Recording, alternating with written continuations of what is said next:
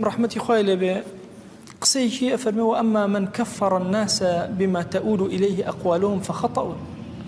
کەسێک لەبەرەوەی قسەکانی ئیشارەیەکی کوفری تیا خەڵک کافرەکە ئەڵێ و هەڵەیەکی کردو ئەوە درۆی بەدەم خەسمەکەوە کردووە چونکە تۆ نەچی پرسیار لە خەسمەکە کەی بزانی بۆچی ئەم کەلیمەی وتووە هۆکارەکەی چییە بەڵکو ئەبێ سیر کەی بزانی ئەم کەسە ئەم سوژدەیی بۆچی بر ئەم کردەوە کوفری بۆ کرد ئەم قسە کوفری بۆچی کرد هۆکارەکەی چی بوو مەبەستی چی بوو بۆیە شریعەت لە مەسەلەی کوفرە سەیری مەبەست ئەکە احتیمالی چوارەم ظاهرا كفرة واحتمالي شيء لباطنها هر كفر به احتمالي هي بلا مرجنية هموما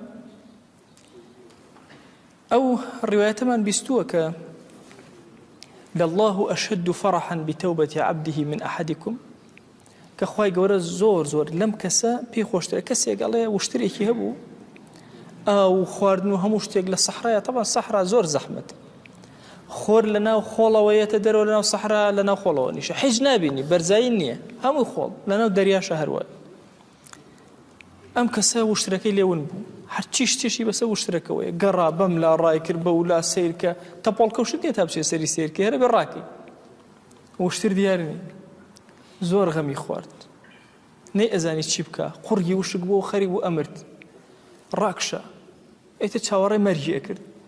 لم كاتا خوي لكوت لما دويتي خويا كخبري بو سيركا واشتركه بسر سري وستا ويبتيا خواردكيتيا ليتكشو وتي خوايا تو عبدي مني من خوايتم أهم كلمة سبحان الله يعني أفرمي أخطأ من شدة الفرح أو ندخوش حال ولا رجاء لو كاتا تمام غلطي كرت خو قصي كفرة بلام بكفر حساب ناكر خو أما الظاهري بكامل كفرة بلام يك احتمال هي باش احتمالك لفرح يزور أم هلا يكرو الزماني هلا يكرو بكفر لسريع حساب ناكر